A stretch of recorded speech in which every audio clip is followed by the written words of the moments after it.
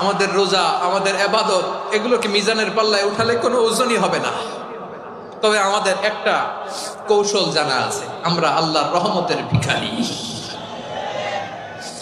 আমরা সেদিন আগেই গুনার স্বীকৃতি দিয়ে দেব। আমরা বলবো, আল্লাহ তুমি প্রশ্ন করার আগে তোমার একটা কথা বলি, আমারে কিছু জিজ্ঞেস করো না, আমি সব করেছি।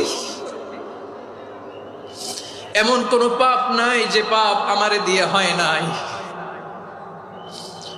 তোমার রহমত দিয়ে তুমি জান্নাতে পাঠাবা, তোমার দয়ায় জান্নাতে যেতে চাই, আমল দিয়ে না। পারবেন বলতে? কিয়ামতের দিন আমরা বলবো, আল্লাহ আমার আমল দিয়ে জান্নাত চাই না, আমি তোমার দয়া দিয়ে জান্নাত চাই। তোমার দয়া ছাড়া আমার কোনো উপায় নাই।